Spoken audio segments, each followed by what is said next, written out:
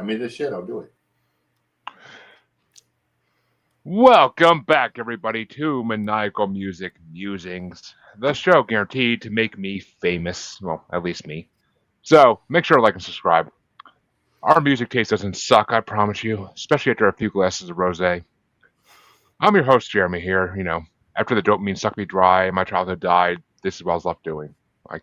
Yeah, it is what it is. My co-host, though, hopefully he doesn't give me his letter of resignation after this introduction.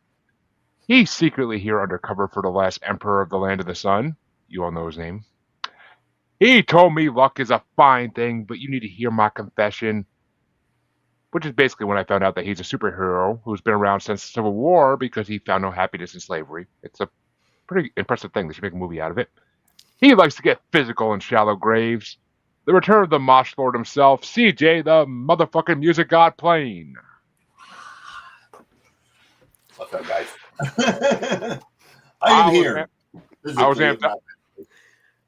Oh, yeah. Tell me about that one. But yeah, I was amped up to write that last part after listening to our albums today. So, had a little bit of that energy going. But, folks, we are back once again. And as always, we bring in awesome guests because we're cool. Our guest this week, a fellow member of the New England Podcasters Group, the first of many you'll hopefully see in the show in the next couple months. I am being joined, well, we are being joined, who am I, by Jennifer Ginty, host of When Not Yet Becomes Right Now. Welcome, Jen. Thank so you so glad much. this day finally came. Yes, thank you so much for having me on. I've been waiting for this day. It's been quite a journey. It's the journey's not quite over yet. But so tell us, Jen, what is When Not Yet Becomes Right Now? I mean, okay. I kind of know, of course, but for everybody else out there. Yeah. So my background is that I live with complex PTSD and depression from childhood abuse. I'm very open about it, talking about it. I created a doll for children called My Moody Monster, which you can tear apart and get all your frustrations out with. And I started going on mental health podcasts and parenting podcasts talking about Moody. But I found that I was telling my story of how I kept pushing off of my healing journey. From fear, from, timing. I was in college after I just put my abuser in prison. And I just wanted to have a, quote, normal life. So I kept pushing it off until my brain finally said, right now is when you need to do this. So I put together a, mental health team and I started on that healing journey. And when I kept telling that story, I realized so many other people have these kind of stories. It may not be like a childhood healing journey, but life journeys in general. I've had a lot of people on with medical journeys, those kinds of things. And I've been loving sharing those stories. And I'm actually going to hit 50 next week. And it's been 1 year since I started the pod. Well, 50, never would have guessed it. But, but man, and 1 year since starting the pod, that's pretty cool in its own way. This show is going on, if I could have my memory even, it's got to be 3 years now, I think. I don't really have the exact date we started in my top of my head. I'll wait for the Facebook memory to come up someday again. But it was about 3 years ago that me and my original co-host started this show. And yeah, it's been 3 years of a lot of scheduling. But yeah, it's fun. So let's get into it. I know you're dying to talk about them, and I'm dying to hear the reason why, because I've been hearing their name screamed at me for the last couple months. What album did you want to bring, and why did you want to bring it? Well, I picked 9 Inch Nails, their second, it's their EP. It was the second, quote, album that Trent Reznor put out. And the backstory to it is that I just started college and I had been, living off of Pretty Hate Machine throughout high school. And before that, I'm a big industrial fan, Ministry, Pigface, Swans, I did a lot of I loved a lot of great industrial groups. And I was looking forward to hearing what Trent Reznor was going to put out. So I was at school and I walked my ass down to Tower Records on Newbury Street.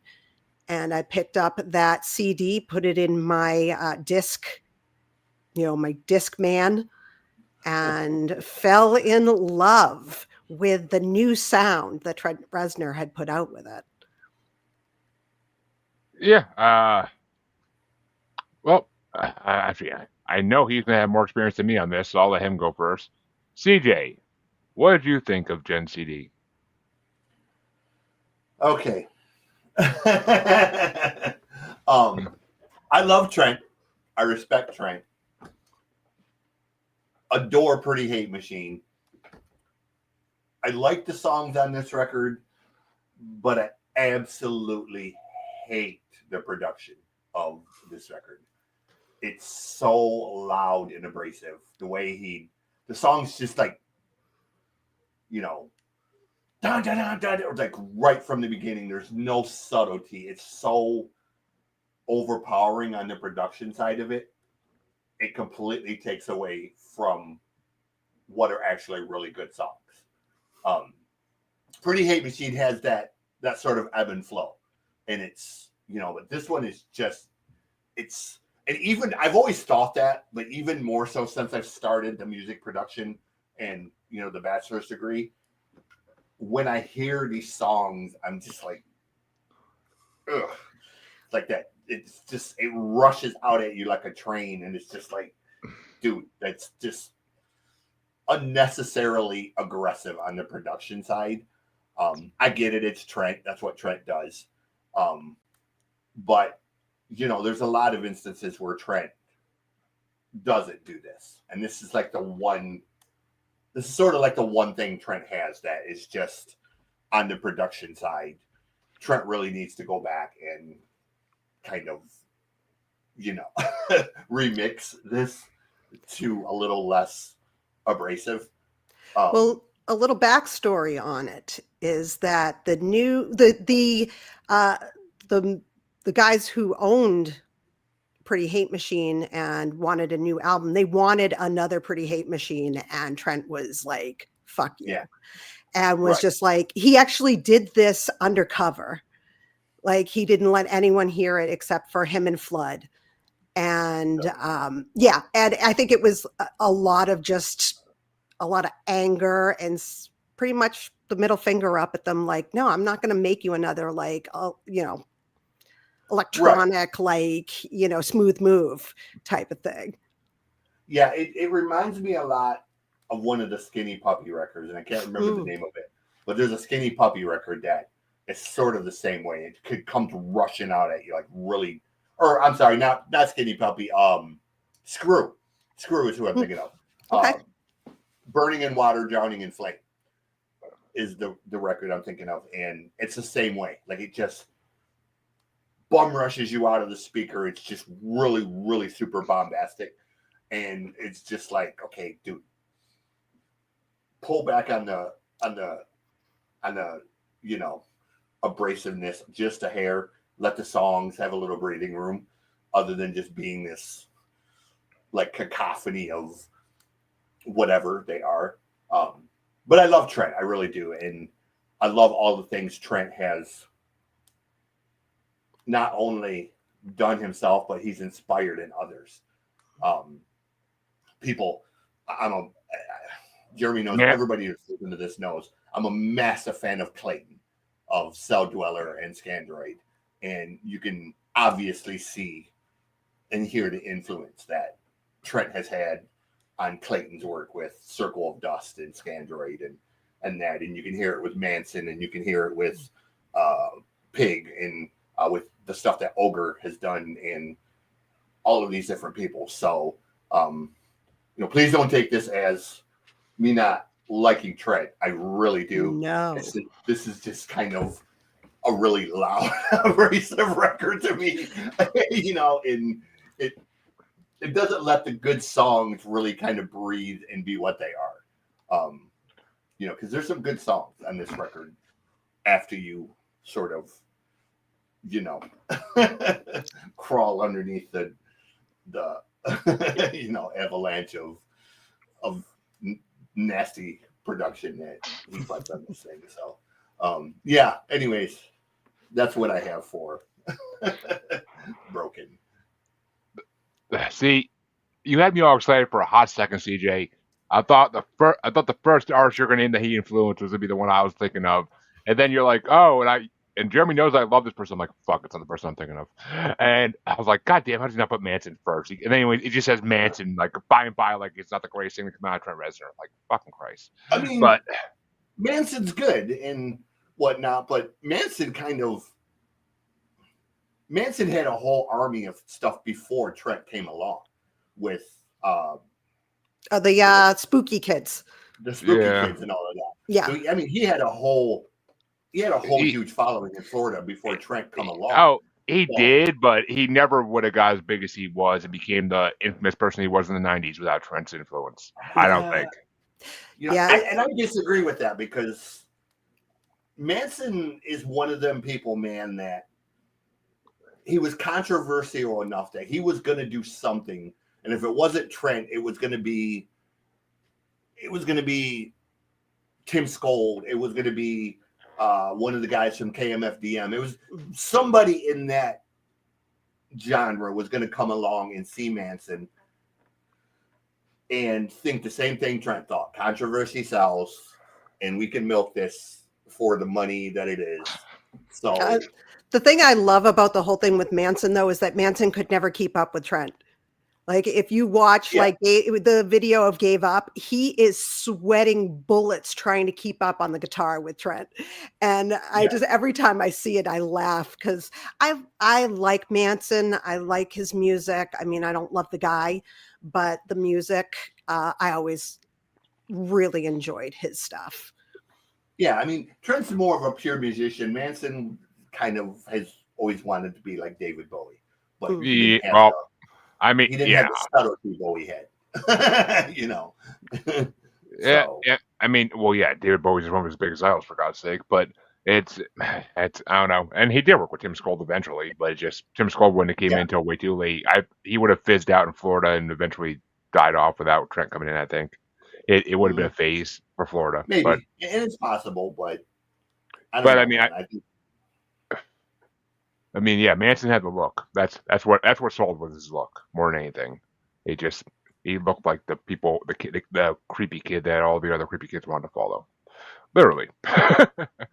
And and you know how much I love him as a artist person, CJ, and you know how much I used to love him as a person. I mean, there's been some controversy lately. I mean, the thing with Manson was Manson had that G.G. Allen mental nihilism. So he was always going to grab attention for doing something that he probably shouldn't have been doing. So maybe it wouldn't have been musically, but it could have been music, movies. It could have been a ton of things. Somewhere along the line, Manson was going to be. Yeah, I mean, he's a good actor. I mean, I've seen a lot of the shows he's been on. He's a good actor. That's for damn sure. Mm-hmm. But I mean, him in Californication for that one season was freaking amazing. But as far as this EP goes, I like Nine Inch Nails. Don't get me wrong. Closer is one of my favorite fucking songs in the world. But that song it's right no matter what you're doing. But I never really got into Nine Inch Nails like too big. The industrial stuff, like a Manson's, as far as I go into that usually. Like I don't go past it unless I have to for the show. But I mean, I always appreciate Nine Inch Nails and respected what they've done for the industry as a whole. And this EP actually wasn't bad. I was in a really fucking stressful, pissed off mood this morning, and that's the first thing I put on when I got into work to go through my emails, and I was like, this is just so soothing right now. I can dig this. I could freaking dig this. This is taking out all the anger, all the angst, and it's just riding this freaking high of metal. I'm like, I'm down with this for my first thing in the morning. It got me through like my first hour and a half between phone calls. So I was like, all right. I'm like, I dig the CP, and I'll get to this more when I get to my top 5. But there's a certain song I didn't know Nine Inch Nails even did originally, and I'm like, oh, they did this? I'm like, that makes sense kind of now, and that's awesome. and that just kind of blew me away. So I was like, all right, guys, I think I maybe knew one song on this album. I think I knew one song before I listened to it today. So it was kind of a new exposure to Nine Inch Nails for me because whatever album Closer's on, that one I've heard in full a Downward bunch. Spiral. Yeah, yeah, that's right. And that was the one right after, and that's where he kind of like moved into from Broken. He was like feeling out his what he wanted to do next, and then brought it into the Downward Spiral. Yeah, Downward Spiral. Go ahead, CJ. I'll show you something that, as far as Trent, I actually have an unpublished short story that I can't use because Sanctified. It's an erotic vampire story that's based on the song, and very cool. It's based on a goth club in Detroit as well, or it's based inside of a goth club in Detroit.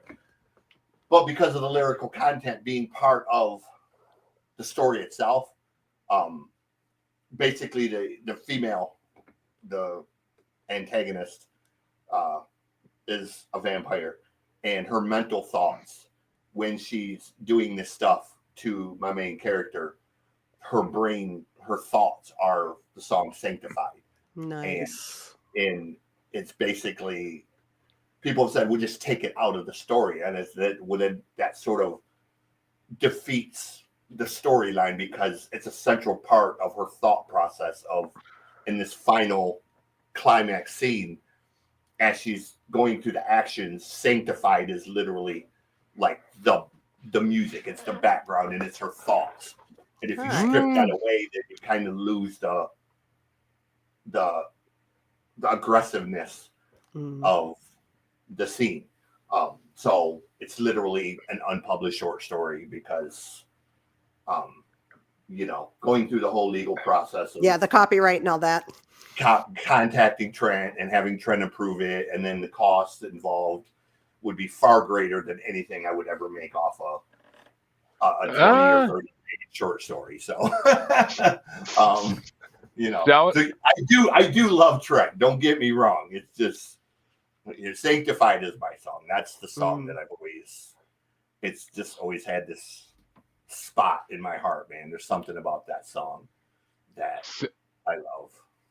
Sell it as a short to somebody doing a horror series, and get them to get the rights to the song for that short. Well, that's the way you do it, as well as doing like a short film with it, because then it becomes an issue. The soundtrack. You are just using it as part of it. It becomes a song as part of a soundtrack, and you're paying for it on that level, as opposed to it being the central part of a story. Because with it being the central part of a book story, then he gets sort of 50% of that story for the basis. If you're doing it as the movie, but it's just one song in it, then it's okay. He gets a songwriting credit as opposed to the bigger chunk. And it's much easier to get a song approved for a movie than it is to get a book approved based off of pre-existing copyright. Believe me, I've gone through this whole process for years of trying to find an avenue, a loophole around the process, and the laws are pretty straightforward and well written. There's not a lot of loopholes or gray areas with them. Yeah, I mean, I don't know. This is why I should be a business coach. I'm just saying, but. I know, and I would love to publish it because it's a great story. But send it to me. I want to read it. I can send you after the show. Send me or leave your email with me, and I'll definitely let you read it. It's a very good story. Sounds great.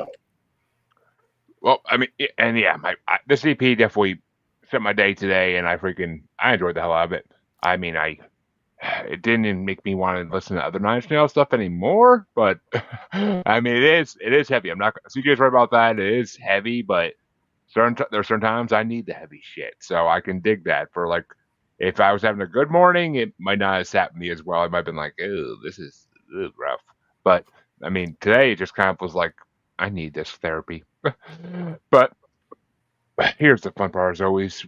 What are your top 5 tracks on it, Jen? Me. Okay, I'll start. I'm getting all my notes out. Okay, so I chose Gave Up, the last song on the main album. I thought it was an incredible end to it with the static going out and just keeping screaming, don't know why, like just it's yeah, and just this incredible like screeching sound by the end of it. So I absolutely love that. Number 2, so I wanted to show you guys, this is my original of the mini disc that came with the album in 1992. I say you won't see that very much. So, yeah, this is the original, and that has Physical and Suck on it. And I chose Suck as my second. He wrote that with Pigface. Did not like the way it turned out with them, so he redid it. And I freaking love this song to death. I could listen to this song over and over for an hour and a half, 2 hours maybe, yeah. So I could just keep listening to that. So Suck, great song. Then number 3 is Wish, which is a favorite at concerts. Again, it's screeching, it's mean, it's loud, it's aggressive, like you said. And, when I got this album, I was also pretty mean, angry, and aggressive. So It fit me. Let's see. So 4, I use Physical because I love it. I also love the Adam Ant version of Physical. It's such a great song, and I love the way that Trent redid it. I think that he turned it even sexier, and at least for me. And I always love a good Adam Ant song. And then number 5 was Last. Nearly enough credit. No, Adam Ant does not get any credit as far as I'm concerned with how music evolved. I can't say I've ever given that man a chance. I know who he is. I know he is. I've been introduced to him, but I just never really got into him. Goody two shoes. And he was so damn sexy in the early 80s. Yeah. It was just like, I loved watching his videos. They were always full of sex. And he's Adam Ant was Morrissey if Morrissey actually had musical talent and wasn't a complete prick. Total dipshit. Yeah. Yes. Sadly, Morrissey ended up getting all the fame that Adam Ant should have gotten. Essentially, is what it's so funny. I was I noticed that Morrissey's coming to the MGM next week. I think I'm like, no, he's not. Because he's not showing up, and if he does, he's doing one song and leaving. So good luck to you if you bought tickets. Yeah, Morrissey is. I have no patience for Morrissey, and I do love the Smiths. I do. I absolutely adore the Smiths. I like the Smiths, but Morrissey is just one of them people, man. Like he's like Roger Waters to me. Like he's, musically. He's okay, but then he opens his mouth, and then it's like, the shit Roger Waters said recently, and then Jack. I love Jack so much. He replied to Roger Waters, and he's like, "My dad always thought you were a cunt. Thanks for confirming it." I was like, I love it. Like it was just the most. Only Ozzy's kid would get away with saying that, but it's true. Like Roger Waters is just such an insufferable prick. Like, he really is. And I love Pink Floyd. Pink Floyd's like my favorite all-time band, but I can't listen to the early shit because of Roger Waters, man. It's like, dude, just shut the fuck up and play music. Like your opinions are so off base, bro. But anywho, I'm sorry, I didn't mean to go off track. All good. So, CJ, what were your top 5 for? I had 2 main ones. Number 1, I had Physical, just because Adam Ant, and my other one is Happiness and Slavery. I dig that song. That one's not quite as overbearing in the production, a little bit, but And it also comes right after Help Me, I'm in Hell, which is just like Yeah. he slows things down for a little bit. So it feels like Exactly. you've So had a chance to breathe. right. And that's what I'm saying. Like there's a couple spots on here. Like Pinion kind of isn't as bad. But then like second Pinion ends, man. It's just like da da da da da da da. And it's just like, whoa, like take a breather there, bro. Like take a breath. But I mean, I get what I was trying to do with this. I really do. And the association with Pigface makes sense because he kind of does the same thing on some of his stuff too. So it is what it is.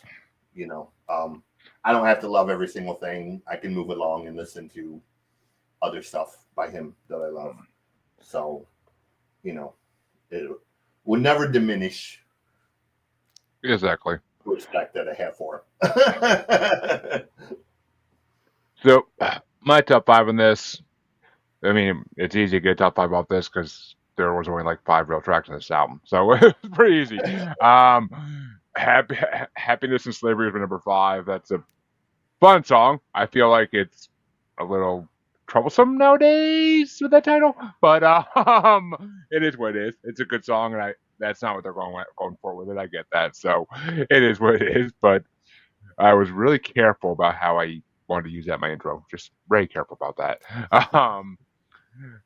My number 4 was Suck. That's a really good song. I freaking enjoyed the hell out of that. I never heard that before, and that made me happy. My number 3 was Wish. And as soon as he started singing, I'm like, wait a minute. Why do I know this song? I know this song from somewhere. And I'm like, thinking about it. I'm like, no. I'm like,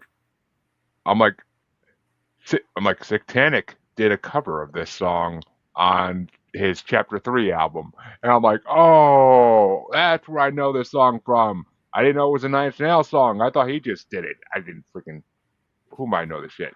So, I mean, I was like, oh, he did do that. Okay, that's what's up. So I was like, all right, that makes this song even better in my opinion. So it's number 3. I mean, it's actually kind of cool. I actually just send it to both of you for shits and giggles at a later time. But he does like more of almost like a rap version of the lyrics though. So it's kind of like interesting. But he's good doing the screaming shit too, because it makes sense actually, because he did a version of Hurt too. So number 2 for me was Last. That was another song I never heard that I really enjoyed the hell out of. And my number 1 had to be Physical. I knew that song, and that song's always amazing. So it's not to me that was 9. I'm like, that's 9 Nails. I'm like, okay, yep. I'm like, that's right up there next to Closer, kind of in my opinion. So it's I got to hear an EP I never would have heard otherwise. So I'm down for it always. Sweet. To continue on the discovery of new music today. Yes. CJ, what album did you want to bring? So I brought this one just kind of as I was interested after you brought the Nail Bite the other week, just for you to hear it kind of in comparison to that. It has a lot of similarities, but a lot of better elements, I thought. But at the same time, I am 100% fully aware that this is not going to be a record that everyone is going to like. It is a very polarizing record. Some of the content on this record is strange, weird, but almost in a Trent way, kind of like of just throwing the rules out the window and, sonically going all over the place. So I brought, he's a guy from Australia. His name is Kim Dracula. The band is Kim Dracula. The record is called A Gradual Decline in Morale. And not a record for the faint of heart. A number of videos have been banned in multiple countries because of their content. So yeah, for good, bad, or indifferent, Kim Dracula is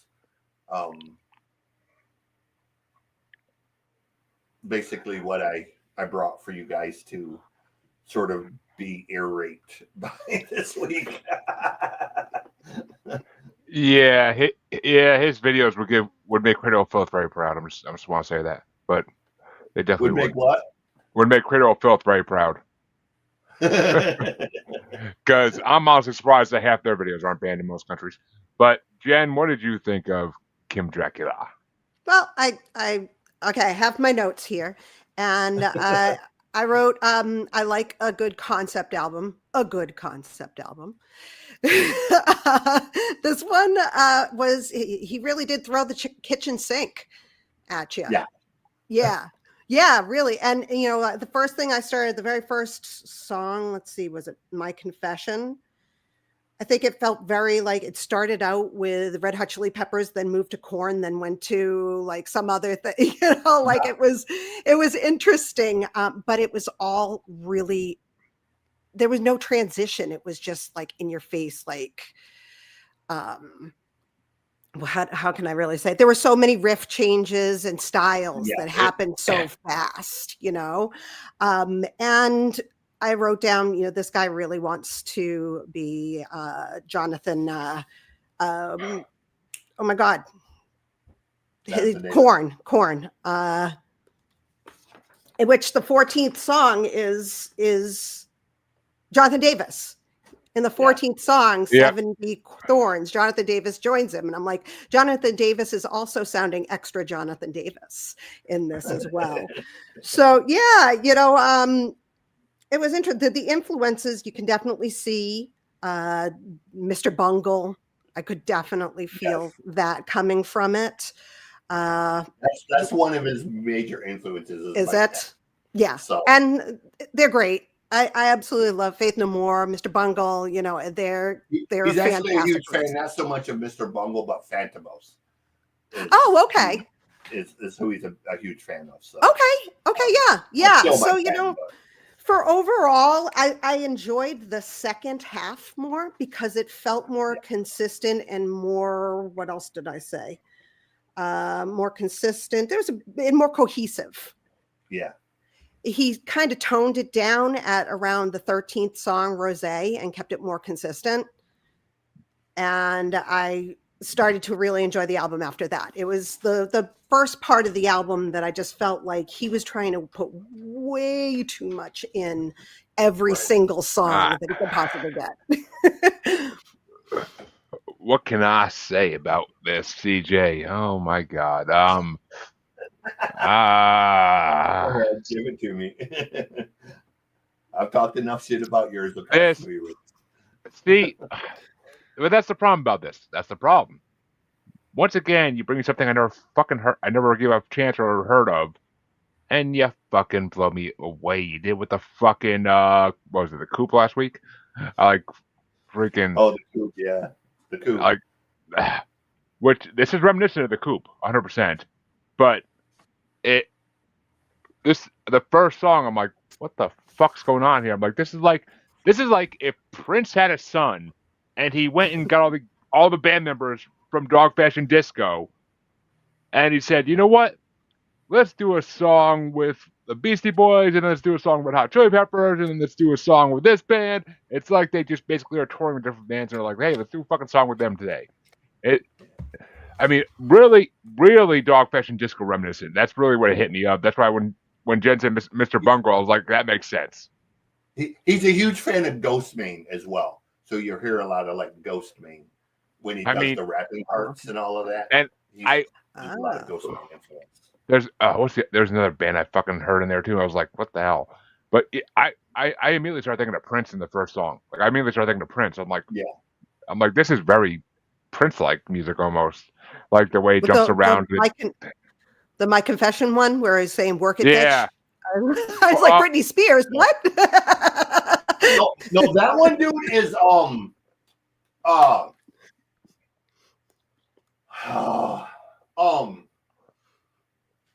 No, the first one is.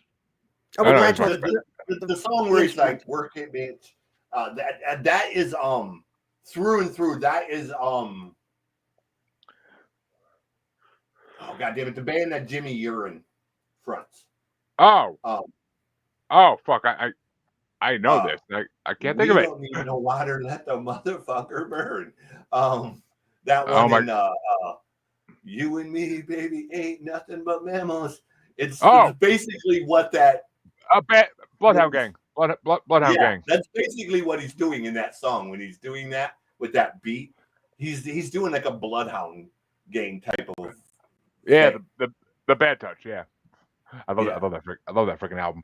But I mean, this band is just Kim Dracula is just so many. It reminds me of. Honestly, it reminds me the most. The band I can relate to the most is Motionless in White because it takes so many elements of things I know and puts it into one music. Like so many elements. Like, and I love Motionless in White, so I freaking loved Kim Dracula. I immediately followed them on Spotify after hearing that first song. I'm like, okay, I need to hear everything else they've done now. This sounds incredible. This sounds like I like my music to be pure chaos. That's why I like symphonic metal. I want this is it. I like pure. I want pure chaos in metal. I want music that makes people turn their heads and be like, "What the fuck are you listening to?" So, Well, what was interesting was the very end of the album, it moved to Killdozer, and I liked that. So I was like, hey, maybe I should be listening to this album. oh, that's what I was thinking of. Dave Matthews Band. I heard Dave Matthews Band there too, kind of, and I was like, Really? like in the first couple songs, I heard some Dave Matthews Band type, like in the music more than the lyrics, obviously. But I know what you're talking about. I don't agree with Dave Matthews Band, but I know what you're talking about as far as like there's almost like that instrumentals from like Too Much, the Dave Matthews Band song Too Much off the Crash album. Like it's from that era, Dave Matthews, in my opinion. But I freaking love this band, dude. Like it freaking like blew me away.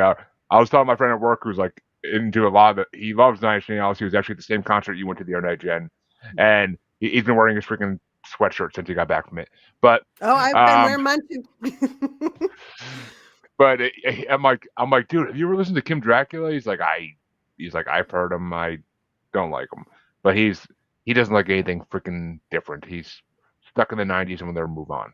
But no, it's a valid thing, dude, because I realize this is a band that is very over the top musically, and it's absolutely if you don't have a huge open mind or a large taste for different styles of music, you're going to hear this and just be like, what the fuck am I listening to? Like, this is just a giant mess of shit.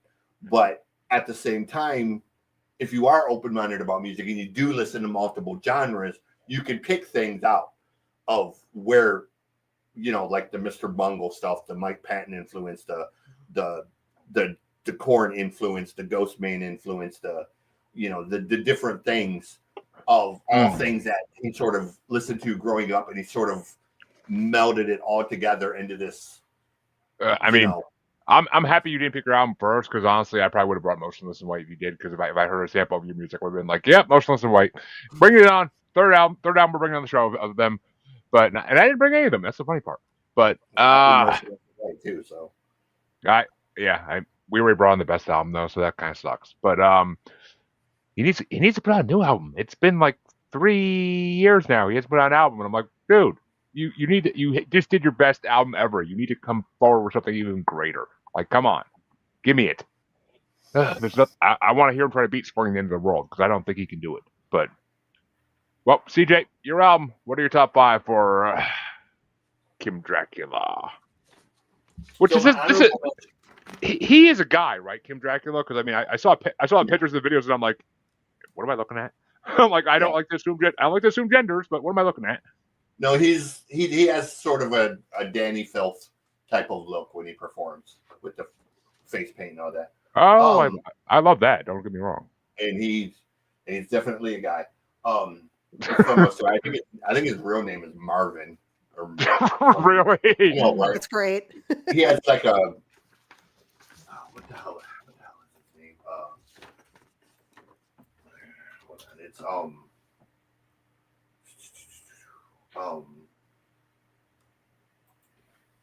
I'm sorry. His name is Samuel Wellings. That's his real name. That's still funny. That's still funny. But anyways, my honorable mentions. First one is Make Me Famous. It's not that I like the song so much. The video is very, very dark. Banned in like 14 countries.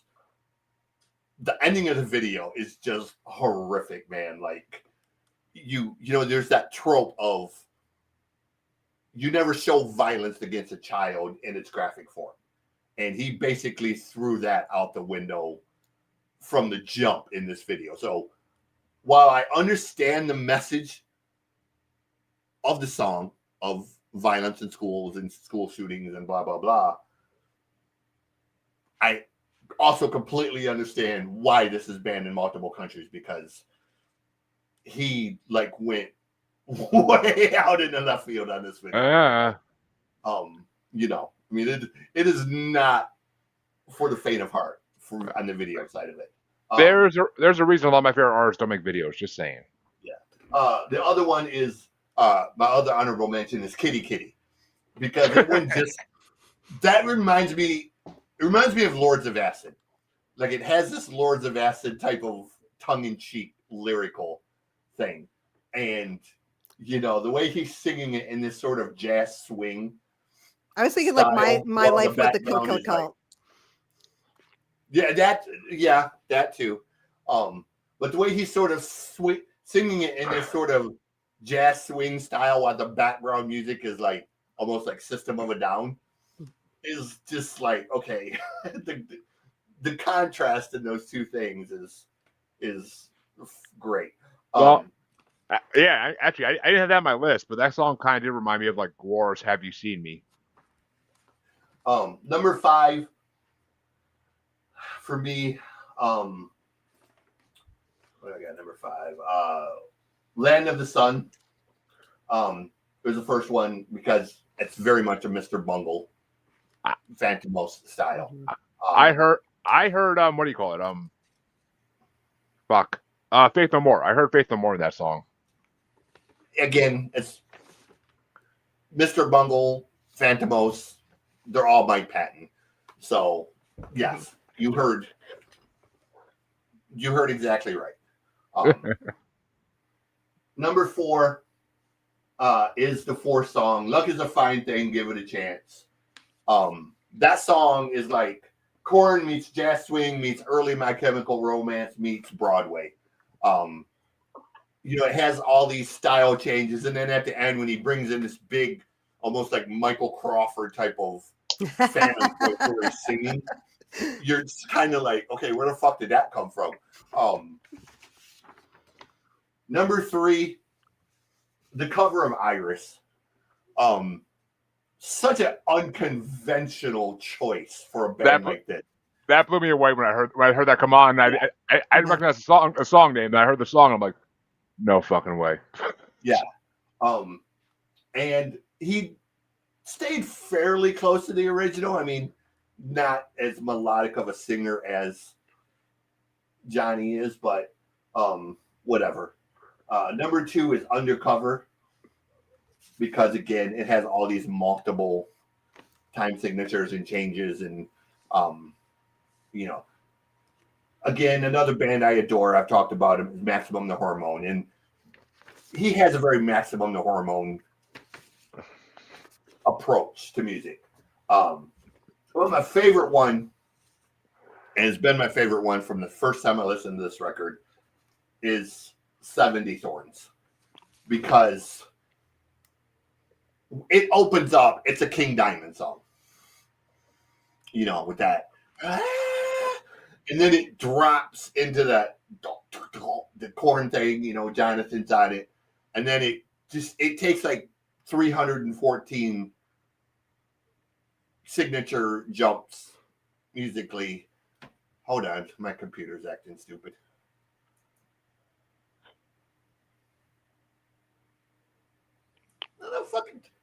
I'm not even using Zoom. Fucking computers. Mm-hmm. It happens. Zoom is not responding. I'm not even using Zoom. Anyways, you know, I like 70 Thorns just because it, like she said, it kind of throws the kitchen sink in there, and it just has all of this chaos going on. and it goes from sounding like Korn 1 minute, King Diamond 1 minute, Cradle of Filth 1 minute, and then it has jazz swing, and it's really the epitome of this whole record, kind of in a nutshell, of just being weird and strange. Which is my kind of music, but I'm telling you, if you think "Make Me Famous" it's a fucked up song, listen to Team Death playing Columbine. Holy fuck, that song will. No, I'm not saying it's a strange song. I'm saying the video is very graphic with the. If they made a video for that, I'm sure they would have been freaking martyred all over some the whole school somewhere. shooting thing and gun violence in schools and shit. I actually brought that in the show with Harley was the guest in the show. That when Chanty was my co-host still, and I brought that Team Death album on, and they heard playing Columbine. They're like, "Oh my god!" I'm like, that song will bring you to tears if you're in the right mood. Like it's so just. Did you watch the video for "Make Me Famous"? I did not yet. If I can even actually, I think I did see it on YouTube. So yeah, I didn't watch it yet. I didn't have time to really watch too many videos today, except for my album. I basically watched the whole album on YouTube because it's freaking amazing. But Jen, what were your top 5 for? Okay, I'm just looking around here. So I have for number 5. What did I do? Luck is a Fine Thing. Then what? I had the lyrics on my iPad. Like I was reading the lyrics as I was listening to it, so I think it had something to do with the lyrics. Number 4, I liked Reunion and Reintegration. Yeah. Then 3, 70 Thorns. I enjoyed Rosé. I thought that was a fun one. It's a very fun one. So I really like that one. And then where's the last one? Superhero. Yeah. Yeah. Yeah, I think so. Yeah. Superhero. And CJ, I think I outdid you in this album because I got 4 more mentions. I couldn't get enough of this album. Honorable mentions are fast. So Land of the Sun is my first honorable mention.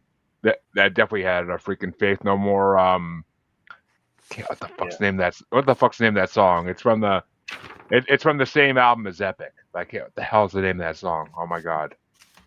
It's about war. But not Pigs of War? No, not the remake they did. But I forget the name of the song. But no, my next honorable mention was "Luck Is a Fine Thing," which that was one of the first ones to make on my list. It was a really fun song. Superhero was an honorable mention because that was a really fun song too. Almost gave me like They Might Be Giant vibes. But and my last honorable mention was "Make Me Famous" because I actually didn't really get what that song was about until you guys started saying it. And I was like, oh, that makes sense now. I didn't realize that by hearing the song. I'd have to listen to it again with that in mind and really hear it, I'm sure. But I thought it was just a fun song, and from what I saw, it's the most popular song off the album. But let's cut the video is. Yeah, I'm sure that makes sense. That makes sense. It all came together when you said that. But number 5 is "Are You?"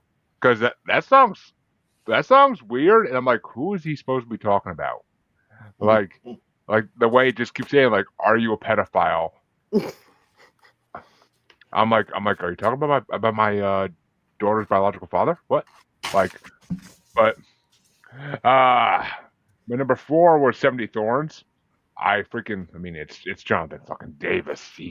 He's a god in my eyes, and the lyrics in it were freaking amazing. I'm sick of feeling like I'm a villain in the first degree. Fucking A. That's Korn lyrics. That's fucking Korn lyrics. Number 3 was Rosé because I fucking love that song. It's fun as shit. Fuck.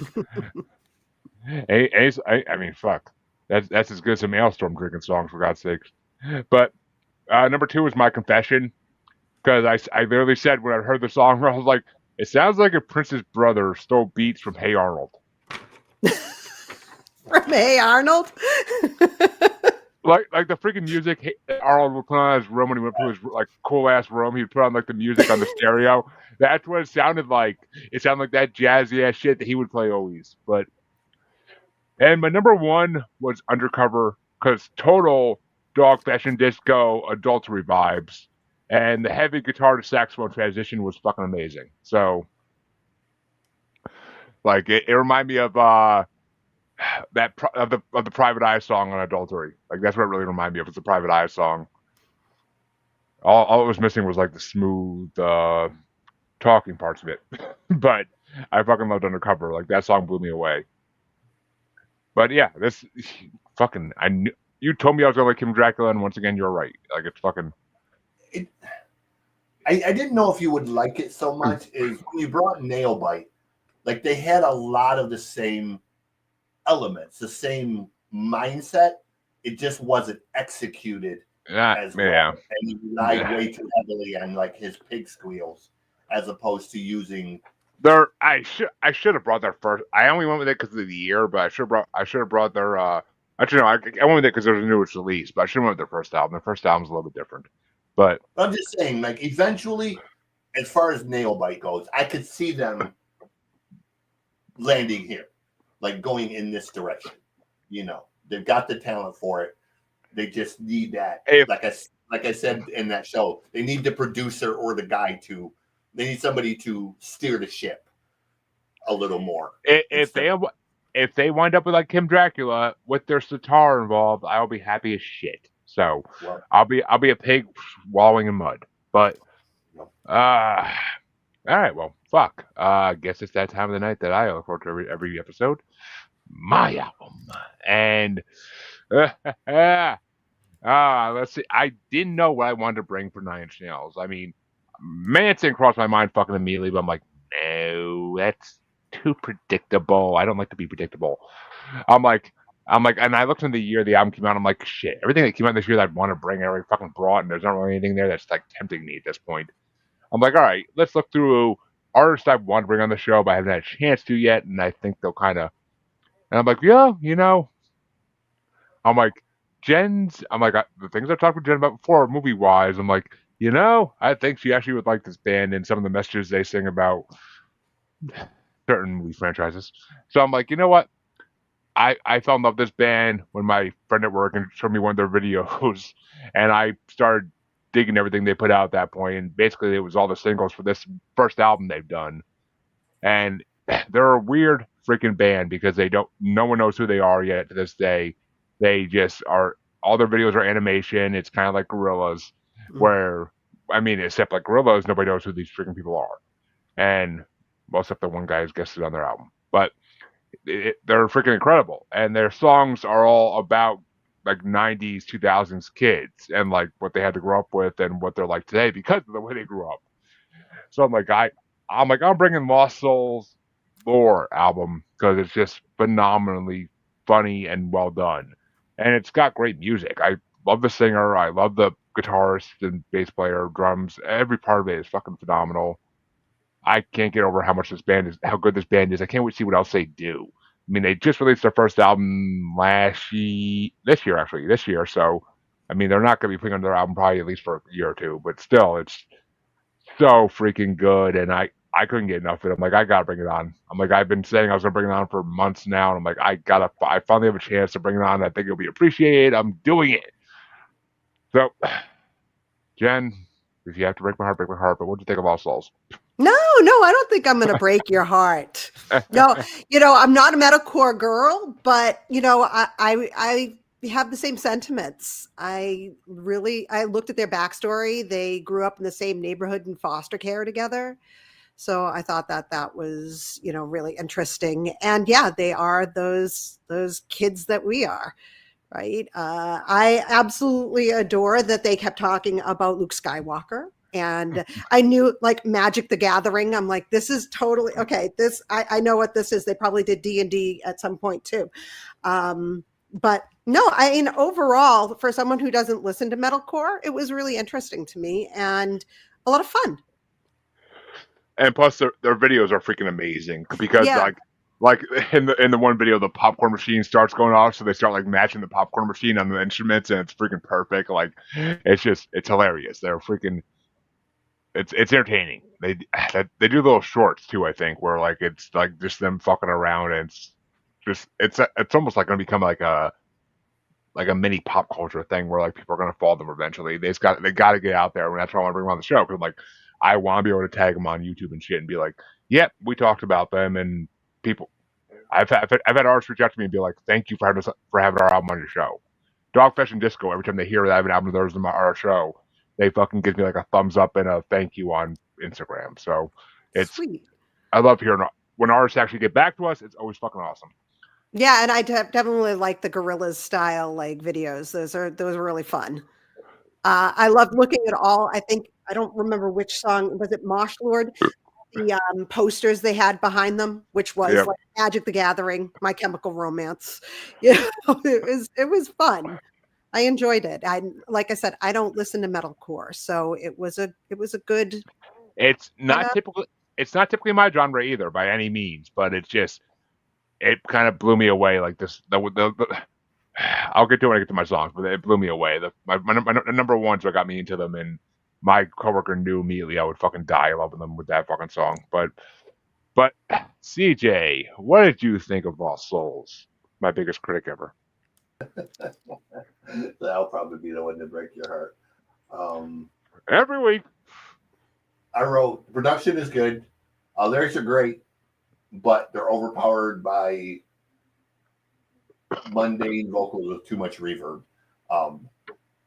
I noticed like some of the songs vocally, it had too much reverb on the end of it, and it kind of like, got a little monotonous and annoying.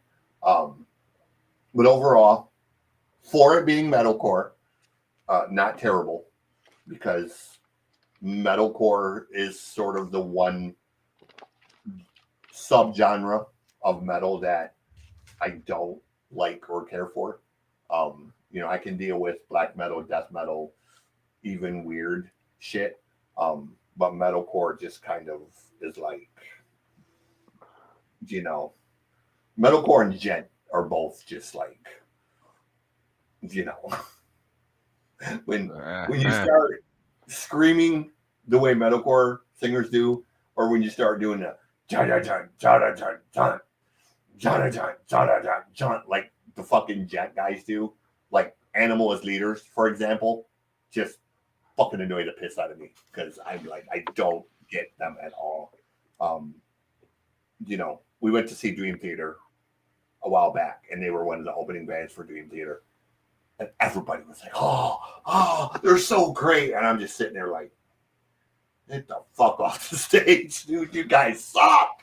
Like, I get it. You can play guitar, jerk off. Like, he's just like, like, you're not fucking Zappa. Get the fuck off the stage. Like my friend's like, don't be an asshole. And I was like, dude, he fucking sucks. Like, he's terrible. Like, he's not playing anything. He's trying to be Zappa. He's being weird for the sake of being weird, And I couldn't wait for them to get off the stage because Devin Townsend was the other band, and I waited 30 years to see Townsend. So I was like, get the fuck off the stage. I want to see Devin, dude. Like, my buddy was there for Dream Theater. I was there for Devin. I was like, I didn't give a shit about Dream Theater or fucking Animal as leaders. I was there to see Devin. So I would have been there for Townsend and Dream Theater. Fuck, that's like a dream concert. But yeah, it was, and I'm. Oh my god, he was so fucking. But anyways, I love Dream Theater. I love Dream Theater. Production is very clean on this. I'll give him that. Other than the vocal reverb thing, tone that down a bit. The two singers thing throws me a little bit. Well, there's only two singers in the one song. The rest of them, like the guitar players and the bass players, go back and forth. Is it the same guy doing clean vocals and the other one? It's the harsh vocals are the lead singer, and then the clean vocals are the bass and guitar player doing like backup vocals. Like okay, that's what I'm saying. They go back and forth between like the Linkin Park thing and then the metal. That's what I kept thinking was the Linkin Park thing kept coming in on it. Well, I and mean, to me, I it was like, wish. pick I a wish. genre. You know, that's what I kept thinking. I kept thinking, pick a genre, pick a genre. Well, like I'm not gonna lie. I am a huge Linkin Park fan before Chester died. I refuse to listen to the newest album. I fucking refuse, because you cannot replace Chester. I don't care who the fuck it is, unless you're gonna get someone I know that's famous and is really good at what they do. You're not replacing Chester. Like, no, not with this chick that can't sing for shit. I'm sorry, I mean, no. She can sing. It's just It's not Linkin Park. It's not Linkin Park. Like, change the name. She's got that very Lacey Sturm type of voice. It's that very middle of the road, modern female voice. It's not fucking Linkin Park. I've said it a million times. Hashtag change the fucking name. Like, don't try to be Chester and fucking Mike. You're not gonna be. Like, it's not. You can't match Chester's fucking screams and his fucking, even his clean vocals. You can't match them. I give her a lot of credit. I with due respect, I give Emily a lot of respect solely based on the fact she has walked into a nearly impossible situation. Oh yeah. Well, it's kind of the same as Alice in Chains, and then Nancy Wilson comes in. But Nancy Wilson, I mean, her vocals are incredible. So right, but it's like, you're gonna get those situations. Brian Johnson, when he took over for Bon Scott, you're gonna get those situations where you're never gonna live up to the hype or what preceded you. So you just gotta do you, and you're either gonna win them over or you're not. I mean, you can't dwell on it. Like, you just gotta do it. It's funny. I see those polls on Facebook all the time where it's like old Linkin Park, new Linkin Park, and everybody votes for old Linkin Park. Nobody votes for new Linkin Park. Like, it's not gonna happen. Like, it's not gonna fucking happen. But Stone Temple Pilots have a singer. You don't hear about them because I mean, God. It's you're not Sabbath. You can't replace a singer and still be as amazing. Like, it's not gonna happen. Alice in Chains has got a new singer, and really? Alice in Chains. William Duvall, but he's just a singer. Like, he's not Lane. You know what I'm saying? Like, he's never going to be Lane, and he'll tell you, "I'm not trying to be Lane." Well, good, because you're not. Like, but nobody can be Lane. No one. Skid Row, when Sebastian left and Johnny took over. Johnny was a very good singer for what he did, but he was not a Skid Row type of singer. He was much more of a. You're not being Sebastian Bach. He was much more of a. No. He was much more of a junkyard, Tora, Dangerous Toys type of singer. I will say I love Sebastian Charlotte voice, but so all right, for this album, for my album, the last album of the night, I had less honorable mentions than I did for CJ's album, so that's saying something. But there's also less songs. But my first honorable mention was Mosh Lord. I love the guest spot by, I forget what the hell his name of his band is, or Ghost Within or something like that. But I love that I love the two of them in the video together. Like, they're so freaking good. And the other album I mentioned has Shallow Graves. It's a really good, fun song. My number 5 is Letter of Resignation, because it's got like the video especially has like an Office Space feel to it. Like, it's kind of like Lil White and Jelly Roll did with I Don't Give a Fuck. Like, it's kind of like that. Like, it's just like, I don't give a shit about this job. Like, this job is fucking shit. Like, it's just, honestly, if I ever quit a job, letter of resignation, I'm going to fucking blast on boombox as I'm walking out the office. But my number 4 was Like and Subscribe. That video is perfect for this day and age. Like, stop making idiots famous. I agree with that 100%. Yeah. Like, you think you're special, you're not. But my number 3 is Dopamine. I'm never on time, and I don't need to be, because I'm a motherfucking hit machine. Like, I fucking love that lyrics. Like, that is perfect. And I mean, it's true. Our generation was fed so much dopamine towards our teenage years that just, it takes a lot to amuse us nowadays. My top 2, they're going to be my top 2 regardless, always. Number 2 is The Return. just because it's basically a worship song of Luke Skywalker. Like, and the Mandalorian fucking reference, like, he even did a flip with Grogu on his back, just like he did with Yoda. Like, it's just fucking, I love it. I love it. Like, the fact that they actually mentioned the Mandalorian, like, in their fucking song, it makes me smile every time. And my number one is the song that got me into them, and that's Childhood Died. When a Jedi died from being tired. Like, it just made me die laughing the first time I heard it. And the fact that they scream, Kylo Ren's a bitch. Like, it's like, yes, thank you. Thank you. Like, this is the way we all of us feel from our generation about the new Star Wars movies. Like, thank you. You fucking nailed it. Hammer on the fucking head. Like, there's nothing you could say more perfect than what you said in that song. And I mean, to write a whole song around the new Star Wars movies is just like they won me over with that. Like, I was gonna listen to anything they did after that point because it's just these people get me. They get me. They get my generation, and not many bands can say that anymore. So it's perfect. Like, and yeah, the Magic the Gathering and all those. I mean, I never played Magic, but those references, like, it's all stuff I grew up with, like, and around me. So it makes me feel nostalgic of better times. But Childhood Die is just a fucking gem of a song. I can't get over that song and how good it is. Like, I can't believe I didn't cry when Han Solo died. I should have cried. Like, it's true. I should have fucking cried when Han Solo died. It was a fucking horrible, horrible way to kill him off. Like, I mean, I get it. It made sense in the movie, but it's a horrible way to kill him off. Like, Jesus. Don't let his bitch-ass emo son kill him off. Like, it should have been Snoke or fucking the Emperor. There's certain endings in movies that it wasn't even an ending. It was just like the fucking middle of the movie, and they fucking kill him off. Like, it's like, God damn it. I finally got to see Clerks 3.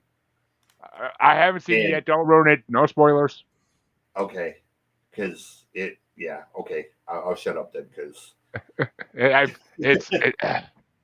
know the main storyline, but don't ruin it. It's fucking but yeah, I mean, the fact that Han Solo died in the middle of a fucking movie, not even by like a real villain, but by Kylo fucking Ren. Pissed. I mean, DJ doesn't like space movies, so I know he's never seen any of the new Star Wars. So I know he doesn't get these references. I've seen a Star Wars or Star Trek movie. I did, but I just didn't get into them, and I don't watch any of the Disney stuff. So it's worth a watch once. I'll say that much, but that's about it. It lost me with space movies when I was forced to watch 2001: A Space Odyssey. Oh, I was telling my son that is the worst movie. I can't stand that movie. That is one of those movies that does not hold up to their fucking fame at all, and it's horrible. No, dude, it's terrible. I still remember my initial reaction is, when is this fucking thing gonna end? The first 5 minutes. The first 5 minutes is the only good part. But I'm just saying, like, it's one of the movies that's just entirely too fucking long, and that's the thing with sci-fi. They're just too fucking long. But if they're good, like the original and prequel trilogy of Star Wars, they're worth it. But not the fucking sequels. No. I'll take your word for it. But Jen, what were your top 5 off of Lost Souls album? Okay, let me find these. Okay, top 5 was Childhood Died. I do love the whole Star Wars Luke Skywalker thing. That was hilarious to me. I loved Boosters or Plastic Crack is number 4. Talking about it's like chasing the dragon, but literally. I loved that. The Return is 3. Just the utter disappointment in it is just so good. Then let's see, what else did I do? Well, no, the return is not about disappointment. The return's about he's been waiting 30 years for it. Yeah, and it's pure happiness because like we waited. Yeah, like they even say, like even though it was a deep fake of the real Luke Skywalker because it was Mark Hamill, it was still like amazingly done, and it was what we wanted, not the bullshit. Not the bullshit Disney gave. I loved. I wrote that down too. When did deep fake look so fucking clean? That was great. Then number 2, Letter of Resignation, because I just absolutely loved this flaming bag of shit's my resignation. And then number 1, Mosh Lord. I really enjoyed Mosh Lord a lot. Just the sentiment in general, and then some dicks to kick. And then at one point he goes, "Oh fuck," because he got kicked in the stomach or something. I really like that one a lot. Mm. And CJ, what were your top? What number you had? So one of the reasons I wrote the lyrics are great. I'm because of my brain injury, I'm terrible at remembering like sets of lyrics. But I remember a lot of what you guys quoted. You know, it had some pretty tongue in cheek, cool lyrics. So the two that I have written down, I have Remember My Name. And then I also have Shallow Graves are the two that musically kind of jumped out at me and I thought were cool. You know, sadly, I have a really hard time remembering lyrical content. Unless I listen to something like a ton of times, then it'll stick with me. But one of the things from my brain injury is my short-term memory is just completely fried. So if the lyrics haven't been with me for 30 or 40 years, I probably won't remember them. Did you watch any of the videos, CJ? I gotta ask. No, I didn't get a chance to. I barely got this finished before the show started. It is such a chaotic week that, you know, it was one of them things I was rushing to kind of finish. Yeah, I get that. I mean, if you get a chance, go check them out because they make the songs so much better when you see the actual videos. I'm sure it sounds like they probably will. So I may actually just jot it down and maybe do some reactions with them. You should. I might do some fun stuff for reaction videos. So, 100%. They do actually. There are some reaction videos out there already for them that are fucking hilarious. So I'm not a fan of reaction videos typically, but I do once in a while. I'll check them out for like Stardust and stuff like that because I want to see people be blown away by the amazingness of certain artists.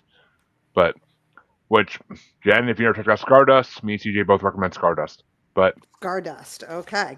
Stardust, yeah. Israeli symphonic metal band that's fucking phenomenal. Oh, okay. Very cool. One part Nightwish, one part Dream Theater. Yep. Basically and the singer has one of the best voices I've ever heard. She's amazing. Oh, fucking I was just listening to My Haven the other day and I was like blown away by like how she makes like pop songs sound so fucking good. Like it's just and the happiest bassist you ever fucking see in a music video. I swear to God, every song he's in, he looks like he just snorted so much crack.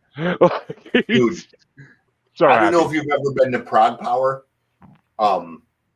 I go every few years. It's this music festival. They do in Atlanta. But they announced, my buddies go every single year, and I go if there's enough bands. But he's like, dude, you're going next year. And I was like, who you got playing? And he's like, dude, there's 4 bands on this that you're absolutely going to come see. And I was like, okay, who? He goes, the number one headliner is Evergrey. And I was like, okay, I've gone every single time Evergrey's been there. I'm there. I goes, what's the other 3 bands? And he goes, dude, The Reticent, Seven Spires, and Stardust are all playing. And I was like, oh, you shitting me? All 3 of those on this, because you know The Reticent is my friend Chris's band. Yeah. And then the Stardust and Seven Spires as well. And I was like, I'm going. Like, I don't even care what the rest of the bands are on the other. It's a 4-day thing. Like, I don't even care what the other bands are. I'll go just for those 4 bands. Dude, I wish I can go just for Seven Spires and Stardust. Like to hear Adrian and Stardust like fucking perform be amazing. Yeah. And then there's other shit like Roy Khan is going to be doing a solo set plus with his new band Conception. They're both going to be playing there's all kinds of like fucking this thing is so loaded. And it's like I was just listening to an Habitation song today for the bracket Sunday that Roy Khan's on. I fucking love Roy Khan. Yeah. I thought many years down the road when my newborn is old enough, I can actually go out to do things again someday, maybe when I have money. Or you'll But do them with them. My son well, is my concert buddy. I got 3 fucking kids. I won't pay that much money for concert tickets. We'll see. We'll see. Maybe someday. Maybe. I mean, my oldest one is definitely. I want to get. I want to take him to. I want to take him to his first ICP concert in the next like 3 or 4 years. But because that's if you haven't taken your son to an ICP concert, you should. It's a bonding experience, and it's fun. I don't care what people say. It's not.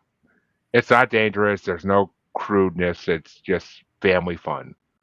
But well, folks, we brought you your albums thrice, like a wheeze. Then we hit 3 albums. I can't complain about a single damn one of them. It was a fucking good show. I enjoyed this homework today and got to enjoy an album I know and love, and got to be introduced to a new artist I never heard and never really, and definitely will be hearing more of.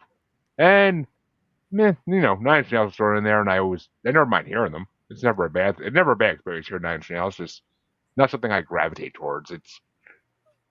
I have something against '90s rock, '90s metal. I don't know. I think I've been burned by my original co-host bringing too much Tool and Bush, but because I can't stand either of those fucking bands for anything in the world. I think I've heard every Tool album that ever came out, and I fucking can't stand it. But fucking, their songs are too fucking long and not good. But we want to thank Jen for coming on. It's been a freaking pleasure having her on. You are always welcome back, my dear. Always. Would love it. I'd love to join again. Definitely. Yeah, because knowing your background now, one of the records that I really was leaning to before this one, was the band Latex Twins, and I feel like I've heard of them. I just don't. Yeah, I haven't heard them. I didn't know what your background was musically, so now knowing that you're into the industrial thing, I'm kind of like, okay. My first 2 choices were Combi Christ and Latex Twins were my first 2 choices, and then I thought that might be a little too far into the whole industrial thing.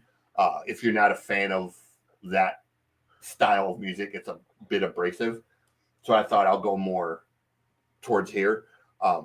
But after hearing you talk, I was kind of like, yeah, I should have went with my first choice because it would have been right up your alley. So and CJ, guess what? Since you picked the topic, you will be interested to know. I got to know the list still, but I'm working on it. So still got time. Jen most likely will be joining us for the sex horror movies bracket. Yes. Oh my God. Yes. Since CJ's the one who picked the topic, actually, I didn't even think of that when I invited you on the show. Yes, I am. I grew up on horror, and I absolutely I adore most genres. Body horror, kind of a little bit, not so much, but otherwise, I've been watching these movies a lot over the last week or so. I've been trying to get the list down so I can get to the actually scheduling a date for this. Because I haven't watched a single one yet, but I'll binge watch them. It's most a lot of them are available on free streaming services like Tubi and that's cool. Other ones. So pretty much everybody who knows me knows my favorite horror movie is the movie Pieces. Oh yeah, okay. But it's a movie that most people don't know unless you're an actual real horror film. You bastards!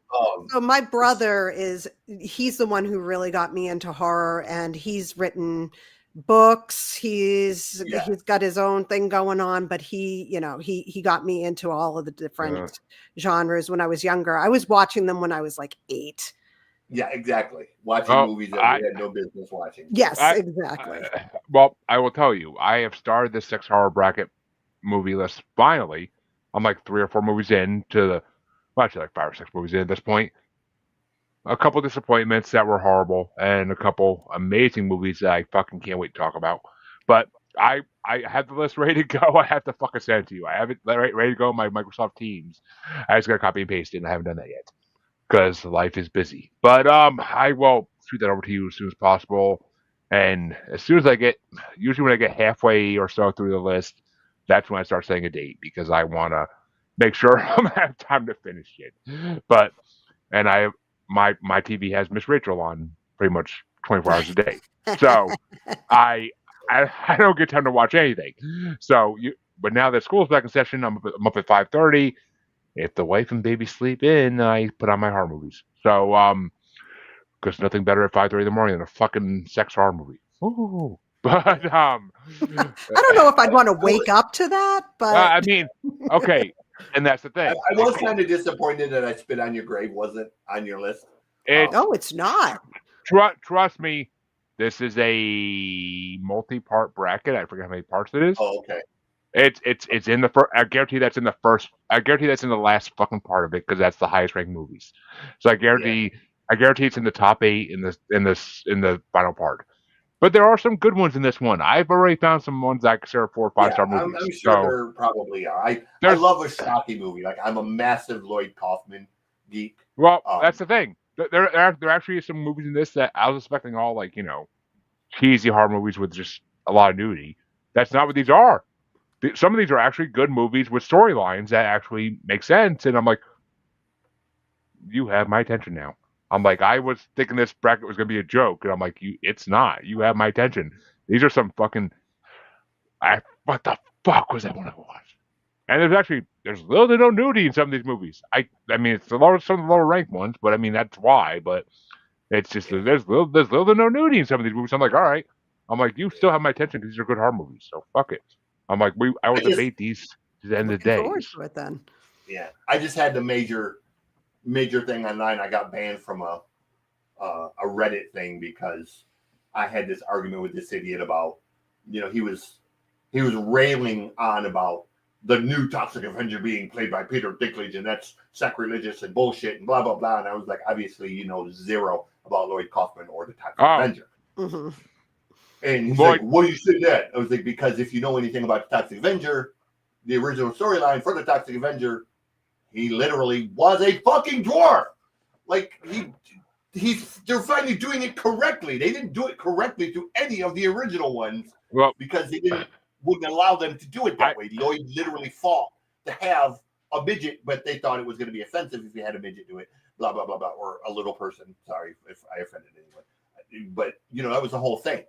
Like they're finally getting it correct. Peter is who should have played it from the get-go, or Warwick Davis or somebody like that. It's actually. Go ahead.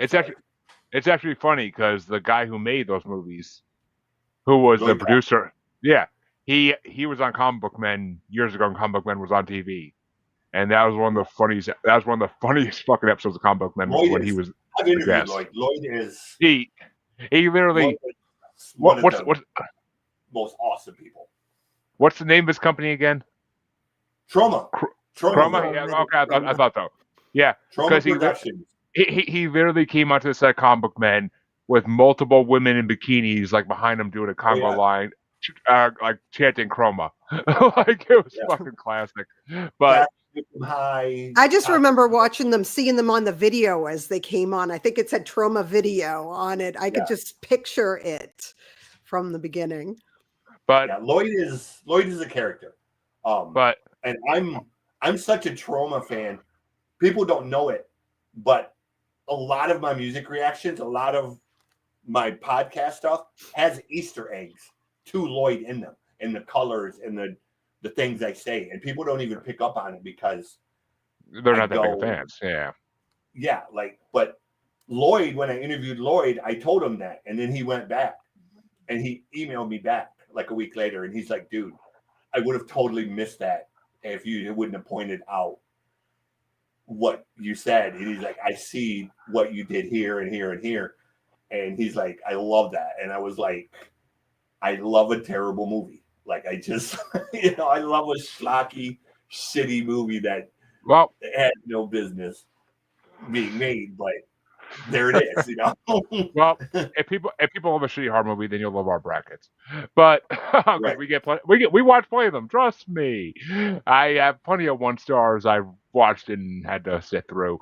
I fell asleep during they're one of the newer sex horror movies, and I was like, oh my god, like I expected good things out of a newer one, and I'm like, they literally give a warning in the front of the movie, like, warning, this movie depicts scenes of sexual trauma, and basically like this shows this movie's about rape, like that's basically what it said, and I'm Yeah. like I expected it to be like fucking like I Spit in Your Grave or like that type of movie.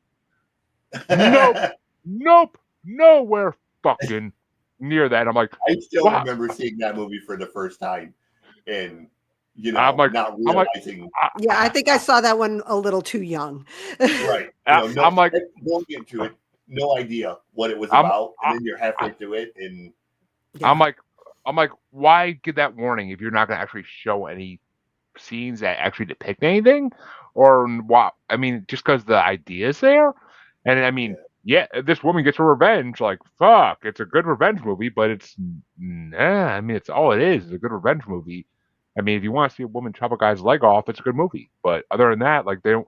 Or if you want to see a guy's erect dick for a good 5 minutes, then sure. But I'm like, this movie has no nudity besides that, and like one pair of tits for like righteous 5. gemstones. Right, just jumps. No, Yeah, every single episode had a dick out. no, Last season, man, you I could really- tell I- Walt was like- having entirely like- too much fun. like 3/4 of the way through this movie, I was literally looking at the other letterbox reviews just to see what people thought of it, and I'm like, one of them's like, oh, so they gave this guy Viagra so he could have a fucking erect dick for 5 minutes straight. Okay, good movie. And it's just like, yeah, that basically sums it up for you. But we'll get to that when we get to that bracket, folks. There's so much to talk about in that bracket. It's not even going to be funny. Well, besides talking about the witchcraft movies, that might be funny. But Jen, where can they find where can they find you? Where can they find your podcast and everything about you? Yeah, they can find me at When Not Yet Becomes right now. It's like I said, I've just hit a year, and I'm excited to keep going, telling people stories. And you can find also, if you want to find my Moody Monster here, you guys haven't probably seen him, so this is Moody. I've seen them, but And, yes. yep, Moody, you can rip them apart, get all that frustration out. If you have, I use them every day, especially during like some Zoom meetings where it should have been an email.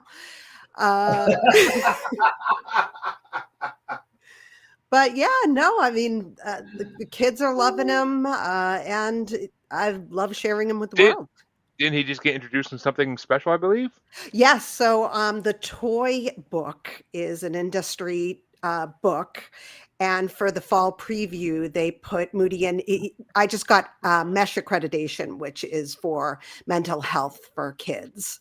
So they put that into the toy book. And I can't believe I've been mentioned in a big industry book. Well deserved. And I see all your LinkedIn. I see all your LinkedIn posts. So I know all about my Moody Monster, and I 100% support it. Thank you. Might have to get a couple from my kids. I'm just saying because they are pretty moody, especially my oldest son. I don't quite get that one, but okay. Well, my only son, I should say. But CJ, where can they find you if they so freaking dare? The website is musicgodscjplane.rocks, ROCK. S, something like that. Pretty much everything is going to get pointed there. I'm going to be making the announcement soon officially. Noise Report is retired. We're going to kick off the Mosh Pit Manifesto soon to take its place. It's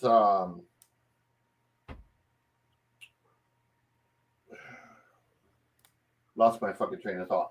New books coming out this year. We have the horror comedy. All Men Are Cremated Equal. It's basically Van Wilder meets Texas Chainsaw Massacre. And then, of course, we have the hair metal books. The Woulda, Shoulda, Coulda, 101 bands that should have, could have, and would have been famous if not for whatever reason. All of your, Tora, Spread Eagles, Stark Island, Sea Hags, all of those type of bands. No Dawkins, Bon Jovi's, LA Guns, Guns N' Roses, any of those bands.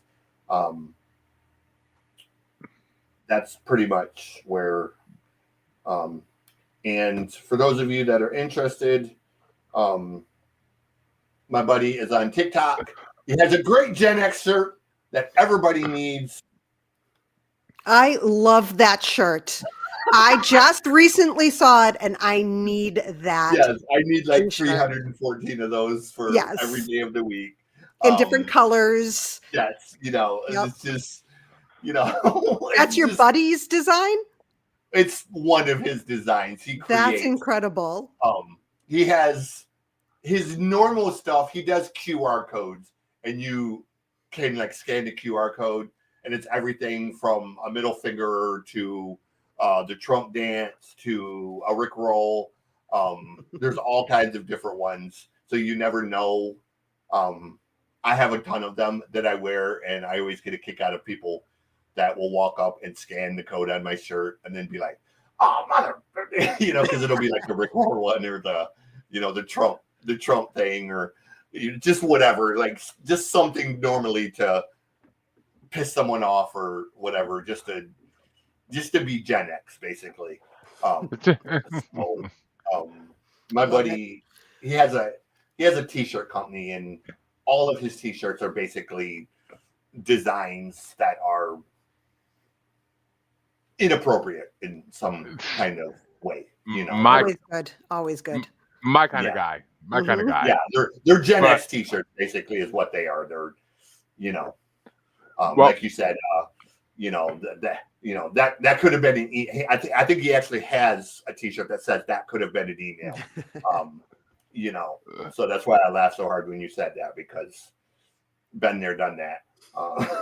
Yeah, I think everybody has these day and age, but that's for sure. That's for fucking sure. But folks, you can check out your musers on Facebook as Squatchy Largefoot, on Twitter and the Gram, fuck X, Twitter and the Gram as at Juggalo Bastard. You could find us on YouTube as Maniacal Music Musings. The only place to see everything we've ever done is on YouTube, because you change your podcast host one time and you lose everything. So yeah. But YouTube, check it out there. We're also available on all podcasts if you want to see the latest and greatest. And come back next week for what is already guaranteed to be a fun episode. Guess we'll see. But I know CG already gave me a big to it. But oh yeah, and yeah, not a fan of them. I'll get through it, but not a fan of artists. We'll talk about those fields of gold next week. But and also come this Sunday, not this Saturday, because the fucking person that picked the bracket is pissing me off. But this Sunday, the third part of the Avantasia bracket. It's been a fun bracket so far. Let's see if it continues. This playlist is fucking phenomenal, so I can't wait. But come back this Sunday at 7 p.m. Eastern and check that out. Until next time, folks, your musers are out. We gave you a long one. As she said, be happy with that. And we want to thank our guest, Jen, for coming on. Have a good one.